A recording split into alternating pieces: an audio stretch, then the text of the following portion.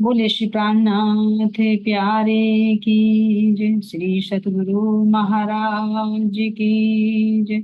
सतगुरु श्री रामचंद्र जी महाराज की जय। तीनों पुरी धाम की जय। सर्व सुंदर साथ की जय। प्राणाधार प्यारे सुंदर साथ जी, आप सबके धाम हृदय में विराजित प्राण प्रियतम प्राण वल्लभ के नूरी चरणों में कोटि कोटि प्रेम। चलते सुंदर साहब के बीतक साहिब की ओर। तो सुंदर साहब जी हम सुन रहे हैं कि जो नंदलाल जी आते हैं वो महाराज जी से किस प्रकार बहसबाजी करते हैं कि मुझे चमत्कार दिखाओ, है ना। तो अब दादा गुरु जी के पास जाते हैं महाराज जी और बताते हैं कि नंदराम को मैं बार बार समझा रहा हूँ लेकिन फिर भी वो क्या कर रहा है, चमत्कार की जिद कर रहा है। तो कह रहे हैं यहाँ पर सुंदर साहब जी, रोज टालता रहता मैं नंदलाल महाराज, रोज दिख करता है हमको आकर, चमत्कार दिखला दो कोई कहता रहता है आकर। तो महाराज जी जब उसकी बातों से तंग आ गए, बार बार समझाने के बावजूद भी वो जिद कर रहा है, तो उन्होंने दादा गुरु जी से कहा कि वो राज रोज क्या करता है, चमत्कार की मांग करता है। और आकर वो मुझे रोज परेशान करता है, समझाने के बावजूद भी वो समझ नहीं पा रहा, तो उसका क्या इलाज किया जाए ये सुंदर सा। कोई भी हमारे सामने समस्या है ना, तो बस महाराज जी की, गुरु महाराज जी बस आप बताएंगे कि कैसे इस समस्या का समाधान होकर उन्हीं के पास होता है, क्योंकि उनकी कृपया से होता है सुंदर सा। यहाँ की बुद्धि के, यहाँ के शरीर के बल से नहीं कोई समस्या का समाधान होता है, उनके हुक्म से होता है। तो महाराज जी ने कहा कि मैं रोज उसको टालता हूँ लेकिन वो बाज ही नहीं आ रहा, मैं बार बार उसको समझा रहा हूँ लेकिन फिर आकर वो जिद करता है, उसकी समझ में ही नहीं आ रहा, तो कैसे समझाऊं उसको। भाई या तो समझाया जा सकता है लेकिन वो समझाने से भी नहीं समझ पा रहा, तो क्या इलाज किया जाए उसका, क्या उसे चमत्कार दिखाएं। अब सुंदर साथ जी दादा गुरु जी क्या कहते हैं, अब जो आज्ञा हो बतला दो गुरुदेव बोले सुनकर, कल जब नंदलाल आ जाए तो कहना यो समझा कर। अब जब प्रश्न गया दादा गुरु जी के पास, तो उन्होंने महाराज जी से कहा कि कोई बात नहीं है, तुम जाओ और नंदलाल को कल समझा दे। क्या कहना उसको, परसों से दिख जावेगा बच्चा, चमत्कारियों कह देना, मनोकामना पूरी होगी, संदेशा यह दे देना। तो महाराज जी ने, दादा गुरु महाराज जी ने कह दिया सदगुरु रामचंद्र महाराज जी को कि तुम जाओ और उसको कह देना बच्चा तेरी इच्छा पूरी होगी, परसों तुझे चमत्कार दिख जाएगा। जिस चमत्कार की तू जिद कर रहा है और चैलेंज दे रहा है कि तुम्हारे पास तो कुछ भी नहीं है, बस बातों बातों में बनाते रहते हो, दुनिया को पागल बनाते हो, तो उसे कह देना कि परसों तुझे चमत्कार दिखाई दे जाएगा, तेरी जो मनोकामना है ना ये पूरी हो जाएगी।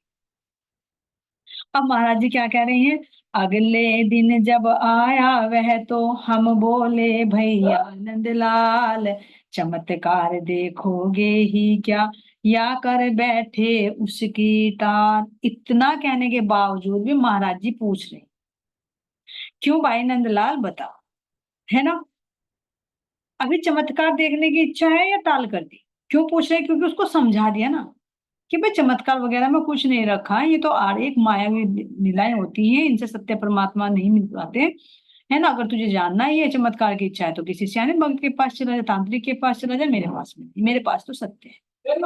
तो मेरी बात को समझकर क्या तूने अपना विचार बदल दिए, चमत्कार देखने की अभी भी इच्छा है।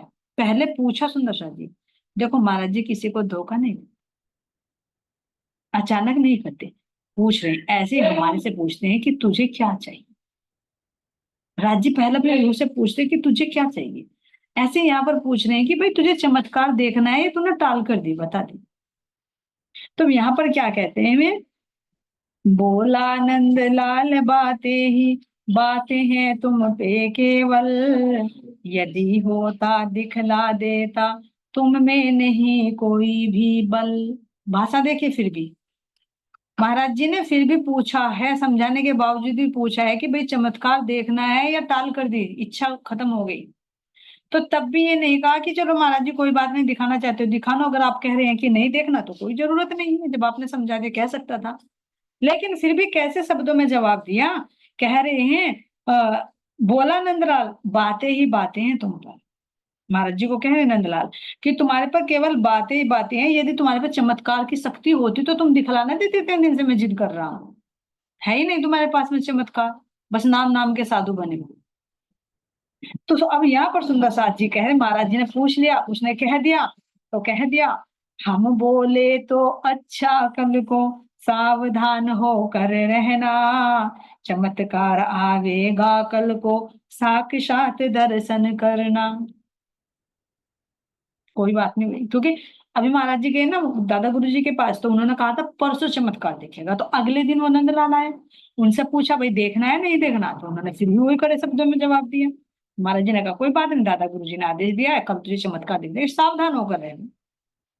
अब उसे विश्वास नहीं था कि चमत्कार कर देंगे, क्योंकि कह रहे कि इतने दिन से हम खुशामद कर रहे हो, तो होता तो इन्हें दिखा देते, यानी है नहीं, महाराज जी को सोच रहे हैं कि उनके पास है ही नहीं कोई बात।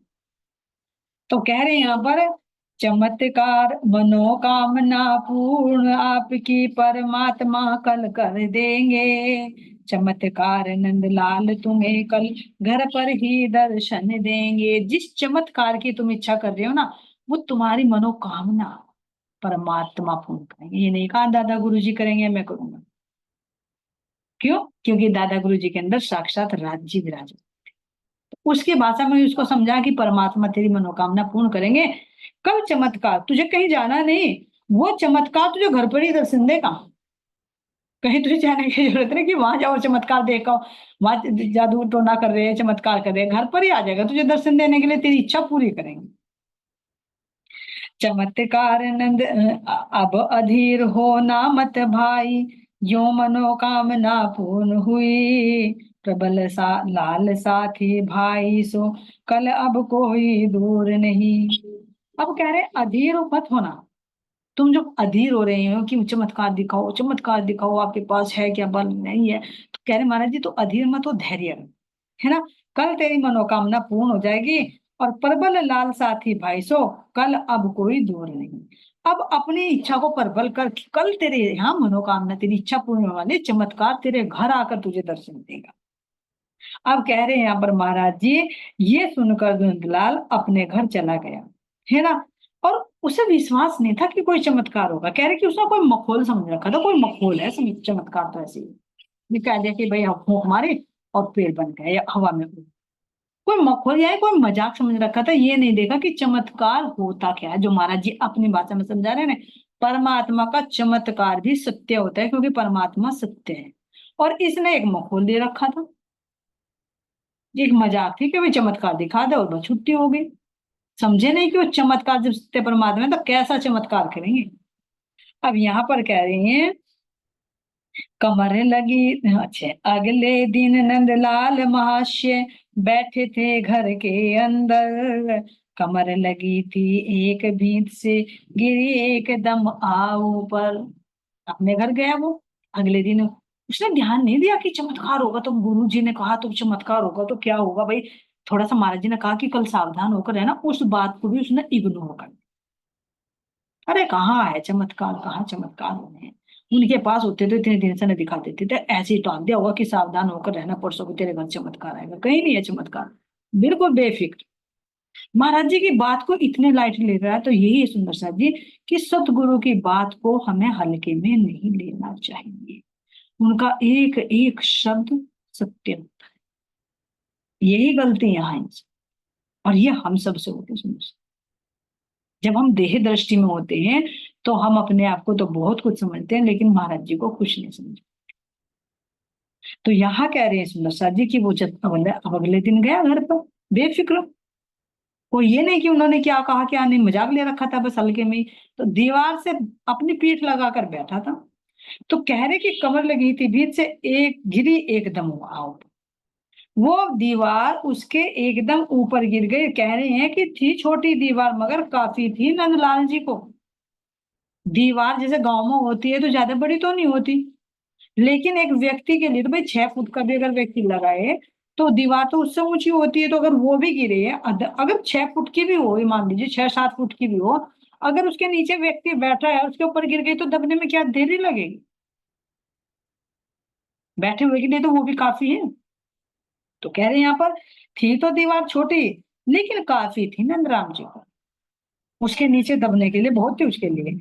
हड्डी पसली की दुरुस्त सब तोड़ फोड़ करके उनके लिए बहुत थी कि उसकी हड्डी पसलियों को तोड़ फोड़ कर टुकड़े टुकड़े करने के लिए वो दीवार बहुत थी। अब जैसे वो दीवार गिरी तो कह रहे कि इसको तो बस हाय बचाओ हाय बचाओ हाय बचाओ, धड़ धड़ धड़ धड़ जब दीवार गिरेगी तो क्या वो शोर नहीं मचाएगा? शोर मचाएगा तो बचेगा भी नहीं, वही दब गया। अब दब के महाराज जी कह रहे कि उसकी हड्डी पसली जो दुरुस्त थी वो सब टूट फूट गई, और चारों ओर शोर मच गया और भगदड़ मच गई लोगों की, भाई नंदलाल तो दब गया, अरे भाई दीवार के नीचे दब गया, अरे बचाओ बचाओ बचाओ बचाओ बचाओ। चारों तरफ महाराज जी कह रहे कि शोर मच गए। अब कह रहे हैं यहाँ पर कि जैसे तैसे आदमियों ने उसको बाहर निकाला लेकिन उसकी हालत तो चिंताजनक बन गई। अगर सुंदर साथ जी ये देखे पक्की दीवार भी होगी, हाल तो कच्ची ज्यादा रहती थी लेकिन फिर भी कच्ची अगर मिट्टी भी के नीचे भी दब गया, क्योंकि मोटी मोटी दीवारें होती थी पहले, यहाँ तो 9 इंच की होती है लेकिन कितनी मोटी मोटी मिट्टी की देखी है, बहुत मोटी मोटी दीवारें होती हैं कच्ची मिट्टी की ईंटों से बनी हुई। शायद वहां देखा होगा तुमने नवतनपुरी में महाराज जी का जो घर बना हुआ, अभी भी कितनी मोटी मोटी दीवारें वहां पर, है ना? तो अगर वो दीवार उस ऊपर गिरेगी तो क्या वो बच पाएगा? दब गया, लोगों ने निकाला तो उसकी हड्डी पुसली टूट गई और चारों तरफ शोर मच गया, है ना? क्यों? क्योंकि उसका शोर मच गया कि जैसे उसका प्राणांत दब गया, बेहोश हो गया। हम कह रहे हैं, चारों ओर उड़ी अफवाहें, नंदलाल दब कर मर गए, कुछ उसके घर के संबंधी अपनी कुटिया पर पहुंच गए। अब उनका तो ठोर ठिकाना कहाँ था? महाराज जी के पास, कि भाई पहुंचे हुए साधु महात्मा आए हैं, चलो उनके पास में।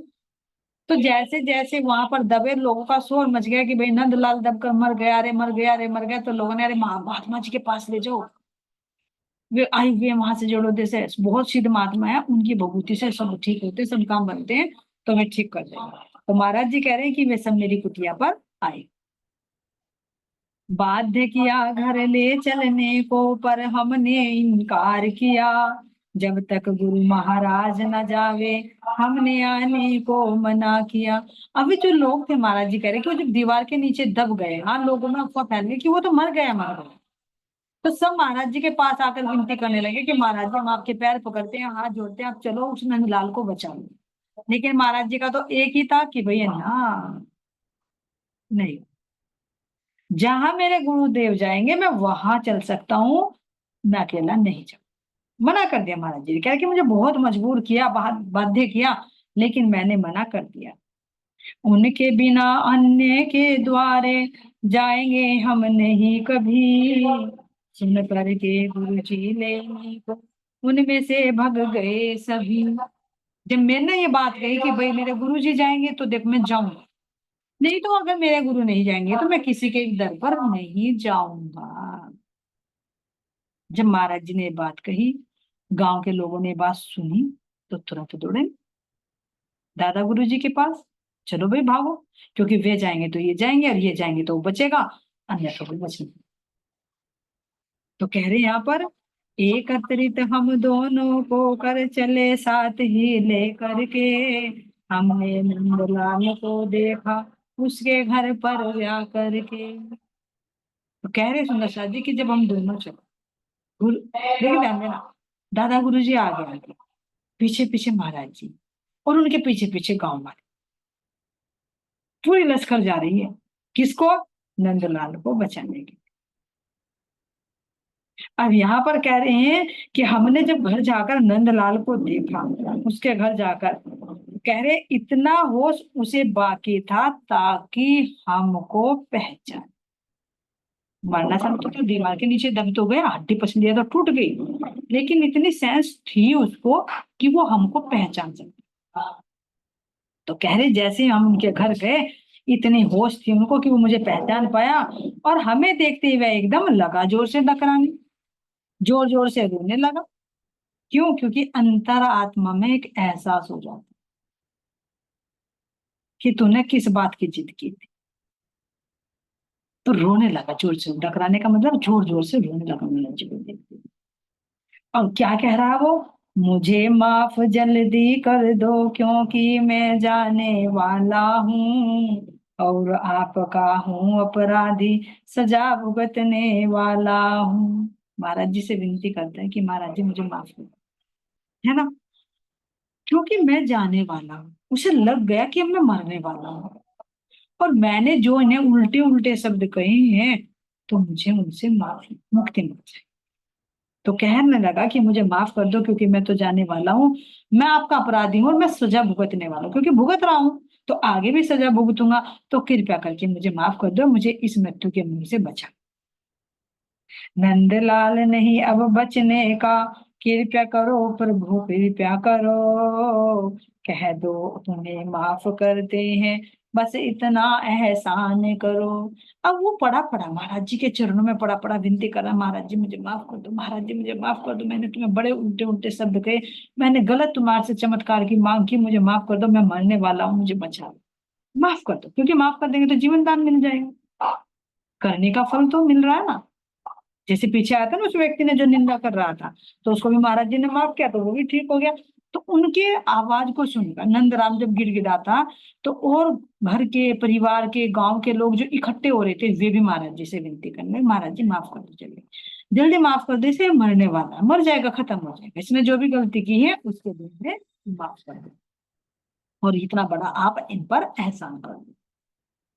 बोले गुरु महाराज भाई, अरे भाई नंदलाल क्यों जाते हो, इतने तुम हताश क्यों हो गए, मरु मरु चिल्लाते हो। गुरु महाराज जी ने कहा, अरे भाई नंदलाल, अभी कहाँ जा रहे हो, क्यों परेशान हो रहे हो, कहाँ जा रहे हो, इतने हताश क्यों हो रहे, क्यों मरु मरु चिल्ला रहा, अरे मर गया मर गया मर गया मर गया, क्यों चिल्ला रहे हो, चमत्कार तो अभी बहुत हैं, उन्हें कौन संभाल लेगा।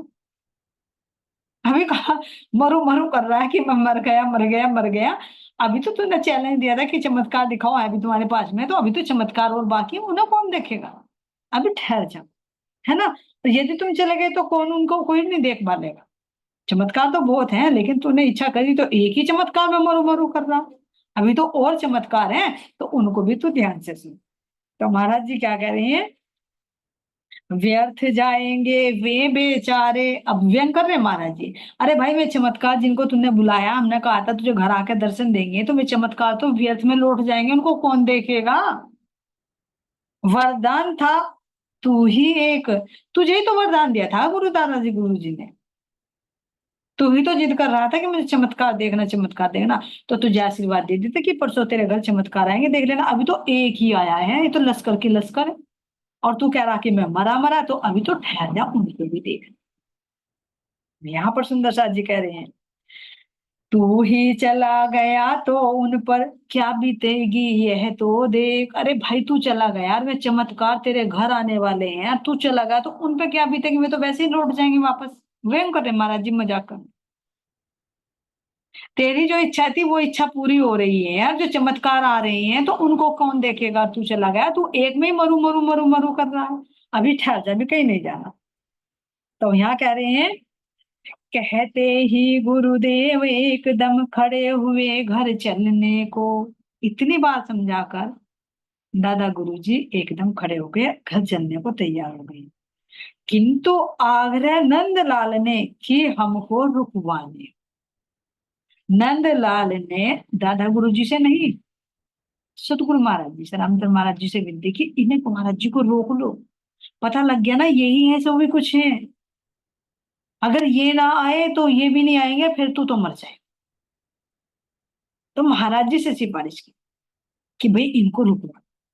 तो यहाँ पर कह रहे हैं, महाराज ठहरो बस तब तक जब तक निज प्राणांत न हो, यह शरीर अपने विषयों का भगवान जब तक शांत ना हो। विनती कर रहे हैं नंदलाल कि महाराज जी बस जब तक ठहरो, जब तक मेरे इस तन से प्राण न निकले, जब तक मेरा प्राणांत ना हो जाए, जब तक आप यही रुको, है ना, यह शरीर अपने विषयों का भगवान जब तक शांत न, मेरी जो ये इंद्रियां हैं जो बाह्य मुखी हो रही हैं, जब तक ये शांत ना हो, जब तक आप रुके रहो, क्यों कह रहे सुंदर से विचार, क्योंकि अंत समय में जैसी मति वैसी, तो यहाँ नंदलाल जी को आभास हो गया, गलती का भी आभास हो और उनकी पावर का भी एहसास हो। तो कह रहे हैं कि मेरी जो इंद्रिया कहीं फिर बाह्य मुखी ना हो जाए, है ना, आप मेरे सामने रहोगे तो मेरी वृत्ति आपके आपके ही अंदर है। मैं समझती हूँ। इसीलिए देखो भीष्म पिताजी का भी प्रसंग आता है, उन्होंने भी कहा था कि जब मैं मरूं तो मेरे सामने श्री कृष्ण भगवान। क्यों? क्योंकि अंत समय में कहीं संसार में हमारी वृत्ति ना फंसी रहे। इसीलिए सतगुरु से वंदना की जाती कि जब मेरे तन से प्राण निकले तो बस आप मेरे सामने, और कुछ नहीं, क्योंकि अंत भला तो सब भला। तो इसलिए सोचा कि भाई जो होना था हो गया, लेकिन अब तो उनको तो मैं विनती कर लूं कि जब मेरे शरीर से प्राण निकले तब तक मेरे सतगुरु मेरे सामने रहे, ताकि मैं उन्हीं को ही देखता देखता अपने तन छोड़ दूं और मैं उन्हीं में ही लीन। हो सकता है मिले शांति कुछ महात्माओं के होने पर, अंतिम बार दर्श कर लूंगा यहाँ आपके रहने पर। तो नंदलाल जी कह रहे हैं कि जब आप मेरे सामने रहोगे तो हो सकता है मुझे कुछ शांति मिल जाए। क्यों? क्योंकि मृत्यु बहुत भयानक होती है, ऐसे नहीं। जब शरीर से प्राण निकलते हैं ना, देखो भागवत में भी आता है सुंदर साथ जी, कि जब जन्म होता है या मृत्यु होती है तो मृत्यु के समय ऐसा होता है कि जैसे हजार बिच्छू एक साथ डंक मार रहे हो, इतना दुख दर्द होता है जब तन से प्राण निकलते हैं। जब शरीर से मौत आती है ना तो अच्छे अच्छों की बुद्धि भ्रमित हो जाती है, क्योंकि उसकी वृत्ति बाहर को भागती है। और प्राण भी कैसे निकलते हैं? 10, हमारे शरीर की 10 प्राण वायु है ना, तो कौन से अंग से हमारे प्राण निकल रहे हैं वो इतनी भयानक होती, इतनी भयानक होती है। अगर यहाँ से निकल जाए साधु महात्माओं के तो वो तो शांति से निकल जाते हैं। इसीलिए तो कहा जाता है कि ध्यान करते करते करते करते करते करते अंत समय तक अपने आप को इतना परिपक्व कर लो, इतना परिपक्व कर लो कि तुम ध्यान अवस्था में तुम्हारी वृत्ति यहाँ पहुंच जाए। और जब तुम्हारी वृत्ति यहाँ पहुंच जाएगी तो जब मौत आएगी ना तो इतनी आसानी से मौत हो जाएगी, ऐसा लगेगा कि जैसे तुम बस सो रहे। क्यों? क्योंकि उस अवस्था तक पहले ही पहुंचे हो। उस अवस्था तक हमारी पहुंच हो जाती है कि हम अपने शरीर से अलग हो जाए ध्यान में। तो जब मृत्यु आती है तो मृत्यु आराम से वो चेतना उससे निकल जाती है, क्योंकि पहले प्रैक्टिस कर चुके ना। किसी कार्य को करने के लिए तुम एकदम करो तो प्रेशर लगता है, कोई भी कार्य करो, लेकिन धीरे धीरे धीरे धीरे धीरे धीरे उसे रूटीन में ले आओ तो फिर वो इजी हो जाता है। तो जब हम ध्यान में बैठते हैं तो ध्यान करते करते शरीर को भी स्थूल कर लेते हैं, ये भी जड़ हो जाता है, फिर मन भी शांत हो जाता है, बुद्धि भी शांत होती है, तो इंद्रियों के विषय तो स्वतः ही अलग हो गए। तो उस समय फिर दुख दर्द कम होता है। लेकिन जो ध्यान अवस्था में प्रैक्टिस नहीं करता, जो अपने ध्यान को एक जगह केंद्रित नहीं करता, जो सतगुरु की शरणागति नहीं होता, उसकी हालत देखो कैसे प्राण निकलते हैं। एक तो पहले उसको यमराज दिखने लगते हैं, क्योंकि बाहर की तो आंखें बंद हो जाती हैं। फिर उसके अंदर से पूरी एक, ये देखो जैसे नल से ना, हैंड पंप से नल खींचते हैं, जल लगाते हैं तो कितना प्रेशर लगाना पड़ता है। ऐसे ही हमारे सारे अंगों की जो प्राण वायु है वो एक जगह इकट्ठी होती है, और इकट्ठी होकर किसी भी अंग से निकलती है। 9 द्वार है हमारे शरीर में, 10वें द्वार से तो योगी ध्यानियों का निकलता है, लेकिन इन किसी भी द्वार से निकलती है तो पूरे शरीर की जब एनर्जी खींचती है तो बहुत पीड़ा होती है। देखो, अगर तुम्हारे यहाँ से हाथ को पकड़कर खींचे तो कितना दर्द है, और इसके अंदर की ऊर्जा को खींचा जाता है, इसीलिए तो आखिर में छटपट आता है जी, कपड़े भी उतार उतार कर फेंकता है, बहुत बेचैनी होती है। और अंदर उसके एक भय होता है, क्योंकि उसके कर्म ही उसके सामने आते हैं, वो दिखाई देने लगते हैं। जैसे छोटे बच्चे को कुछ कहते हैं ना कि माता कर रही, माता कर रही, उसके पूर्व जन्म के अच्छे और बुरे आते हैं, अच्छा लग दिखता है, विचार उठते हैं तो हंसता है, बुरे लगता है तो क्या करता है, वो रोता है, और डरता है तो वो घबरा जाता है, ऐसे एक्सप्रेशन करता है। ऐसे मृत्यु के, जैसे जन्म के समय बच्चे की अवस्था होती है, ऐसी मृत्यु के समय व्यक्ति की हो जाती है। उसे भी अपने कर्म, उसे भी यमराज दिखाई देने लगते हैं, उसके दूत, बाहर की आंखें बंद हो जाती है उसकी।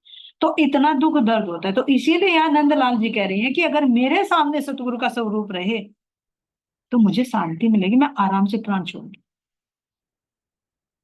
फिर इस कम से कम इस मृत्यु के कष्ट से तो मैं बच जाऊंगा।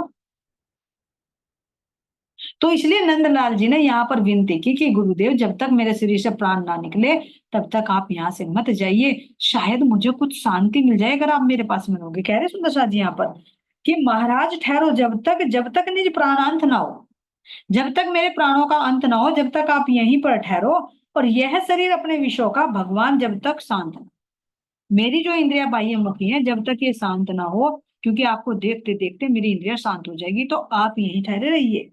हो सकता है मिले शांति कुछ महात्माओं के होने पर, जो महान आत्मा होती है ना, तो वो सामने हो तो उनके रहने से एक शांति मिलती है। क्यों? ऐसा क्यों समझ?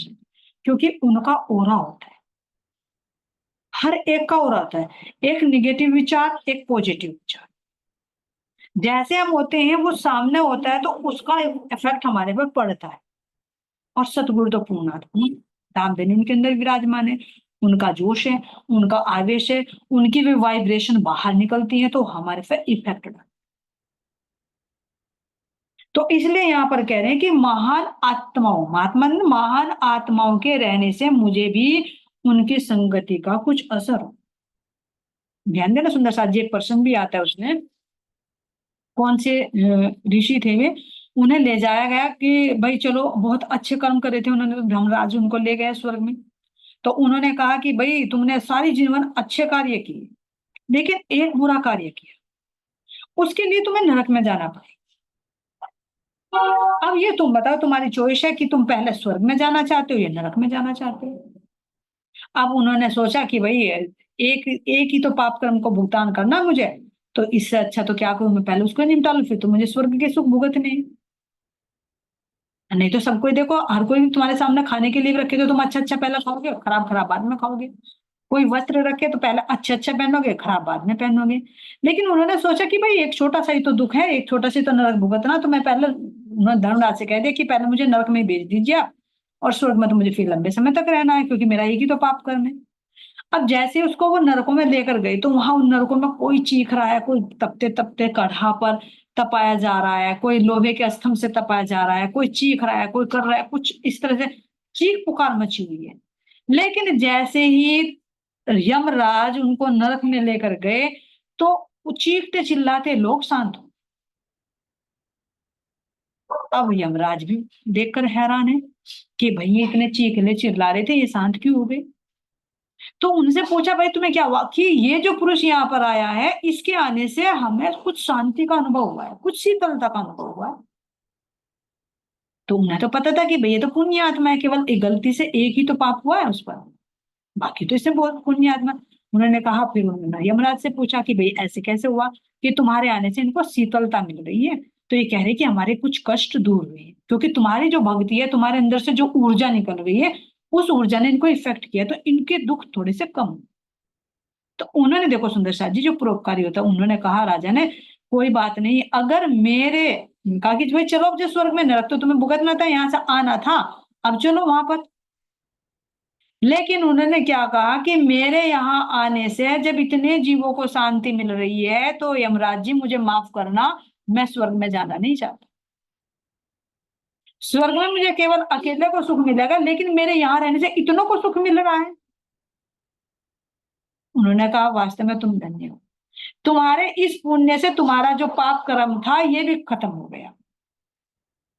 तो ये देखे सुंदर शाह जी क्या शिक्षा दे रहे हैं इससे कहानी से में, यही होती है कि हमारा पुण्य आत्माओं से संग भी होना, वो भी बहुत लाभकारी। इसीलिए तो कहा कि मोमिनों का जो ब्रह्म आत्माओं की जीव भी संगति करेगा ना, वो संगति से भी वैष्णव हो जाएगा। जैसे हवा होती है ना, हवा खुशबू को लेकर उड़ जाती है, ऐसे ही ब्रह्म आत्माओं की संगति करने से, चर्चा वाणी सुनने से, भजन ध्यान करने से, वाणी मंथन करने से यो जीव भी बेहद में पहुंच जाएगा, जो आवागमन में नरक का कीड़ा बना हुआ था। ये असर होता है महान आत्मा। तो इसी बात से नंदलाल जी ने विनती की कि मेरे तन से जब तक प्राण न निकले, हालांकि मेरे से गलती हुई है, लेकिन मुझे आप माफ करें, और जब तक मेरे शरीर से प्राण ना निकले तब तक आप यही ठहरे रहें। ये विनती सुनिए, तो ये हम सबकी विनती होनी चाहिए कि हे मेरे गुरु महाराज जी, है ना, आप भीतर में साक्षात विराजमान है, बस कैसे भी मैं माया में उलझी रहूं, लेकिन जब मेरे शरीर से प्राण निकले, बस मेरे ध्यान में तू ही तू हो, तू ही तू हो, तू ही तू हो, बाकी बाहर से सब शांत। इसीलिए तो मरते समय कहते हैं कि कोई भागवत सुना दो, कोई गीता सुना दो, कोई कुछ सुना दो। तो क्यों सुना दो? क्योंकि उसके सामने उसकी वो व्रति बन जाए।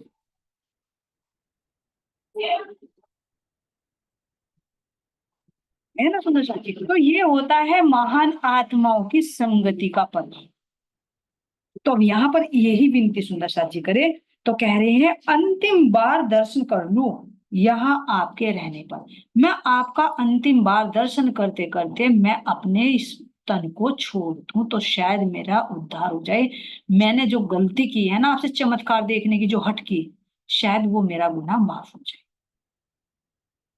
अभी न मरने देंगे तुमको, बोले गुरु महाराज पुनः। दी विभूति अपने बटुए से, गुरुदेव ने उसे अंत। अब ध्यान देना सुंदर साथ, जब उन्होंने इतनी विनती कर दी तो गुरु महाराज जी ने क्या कहा? दादा गुरु जी ने अपने बटुए से भभूति निकाली। वो भभूति ये नहीं सुंदर साथ जी राख, भले ही देखने के लिए राख है, लेकिन उसमें सतगुरु का आशीर्वाद है। नहीं तो ऐसी धुनी रमा के हम दे बभूति तो क्या हो जाएगा? नहीं, जिन हाथों से वो दिया जाता है ना, उन हाथों में बल होता है। उन हाथों का, उन हृदय का बल उस बभूति में, उस धागे में कार्य करते हैं। नहीं तो बभूति में, धागे में कोई शक्ति नहीं होती। ये भी ध्यान करें सुंदर सा। तो यहाँ पर सुंदर सा जी देखिए, तो उन्होंने दादा गुरु जी ने क्या कहा? अभी नहीं मरने देंगे भाई। कितने शब्द कहे? अब ध्यान देना, कितने दिन जाकर उन्होंने चमत्कार कहा और क्या क्या शब्द कहे, दोबारा फिर रिपीट करे। तुम जैसों ने तो लोगों का, दुनिया का सत्यानाश कर रखा है। तुम तो नाम नाम के बाबा बने हुए ढोंगी हो, दुनिया को बहकाते फुसलाते हो, चमत्कार तो तुम्हारे पास कुछ है ही नहीं। जितनी बात बार उन्होंने जा जाकर कहा होगा ना, उतने ही महाराज जी कह रहे उतने चमत्कार दिखाएंगे तुझे। मरना हम नहीं देंगे, क्योंकि चमत्कार तो दिखाना, मरना थोड़े ना। मरने के लिए वो था चुगली वाला, कि जब तुझे मरना है तो अपने घर जाकर मर, लेकिन फिर भी उसको बचा। तो दादा गुरुजी ने अपने बटुए से बभूति निकाल कर दी, कि कहा अभी नहीं मरने का भाई तू, है ना।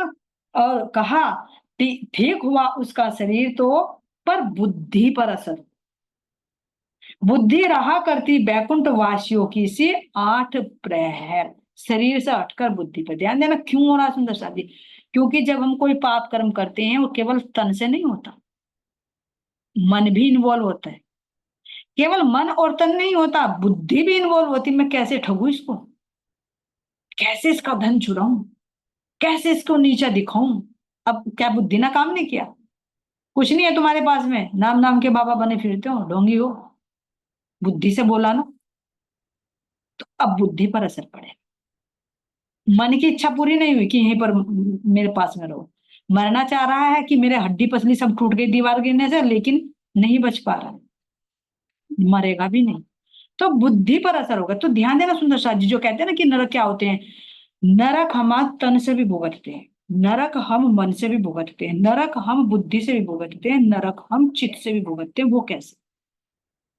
आ तो रहा बहुत अंदर से सुंदर सा जी, लेकिन समय इजाजत नहीं दे रहा। लेकिन फिर भी यहीं पर इसको देंगे हम, जो महाराज जी अंदर से दे रहे हैं प्रेरणा, कि अगर स्थूल से हमें नरक भुगतना है, हमारे स्थूल से करे हुए कोई कर्म है, जिन हाथों से हमने किसी का अहित करा, चोरी की, किसी का मर्डर किया, वही हमारा हाथ कट जाएगा। चाहे एक्सीडेंट में हो, चाहे किसी गिरने से हो, चाहे कोई मार दे काट दे, या जन्म से ही, या पैरालिसिस होकर भी डैमेज हो जाए। क्योंकि होना ना होना एक सा है। ये भी हर एक का हिसाब किताब है, कैसा तुमने पाप कर्म किया उसके अकॉर्डिंग मिले। शरीर से होगा, शरीर का कोई भी। अब कहे कि मन से जब सोचता है तो मन से भी मिलती है। मन क्या हो जाएगा? चलायमान हो जाएगा। मन क्या हो जाएगा? कहेंगे कि जैसे कि मन चलायमान होता है तो वो एक जगह नहीं ठहर पाता है, मन में कैचिंग पावर नहीं होती, पागल हो जाता है, उसे विवेक ही नहीं होता क्या करना क्या नहीं। तो ऐसे ही बुद्धि से हो जाता है, जो मंद बुद्धि हो जाते हैं, जैसे कोमा में चला गया, पागल हो गया, है ना। कितना ही उसको पीट ले, उसकी पढ़ाई भी उसकी समझ में नहीं आएगी, कितना ही उसको ज्ञान समझा ले, वो आध्यात्मिक ज्ञान तो क्या, बाहर का ज्ञान भी नहीं सुन पाता। देखो बिल्कुल ठेठ बुद्धि के भी होते हैं, पागल हो जाते हैं, है ना। इस तरह से ये बुद्धि के विकार है। बुद्धि से सजा मिलती है, तन सही है लेकिन बुद्धि काम नहीं कर रही, तो शरीर कहाँ से काम कर ले। भाई जब बुद्धि ही नहीं तो तन से कैसे काम करेगा? तो दोनों इन्वॉल्व हो गए ना, तीनों, बुद्धि भी, मन भी और शरीर भी। अब कहे चित्त, कि चित्त कैसे होगा? चित्त के अंदर जो संस्कार भरे होते हैं वो चित्त से परेशान रहते हैं। जैसे कहते हैं ना कि पता नहीं क्यों परेशान है, अंदर ही अंदर सब कुछ सुविधा होते हुए भी अरे पता नहीं मुझे क्यों अंदर से मुझे शांति नहीं मिलती, यानी उसको शांति नहीं मिल पाती, उसका चित्त शांत नहीं होता, परमात्मा की तरफ नहीं लग पाता, संसार की तरफ उधेड़ बुन में लगा रहेगा। तो ये चारों तरह से हम जो कार्य करते हैं, जो पाप कर्म करते हैं, तो चारों के अंतःकरण से हमें ये सजा मिलती है। तो यहाँ नंद राम जी ने जब मुख से कहा, पैरों से चलकर गया, तो शरीर से मिला कि दीवार गिरते उसकी हड्डी पसली टूट गई।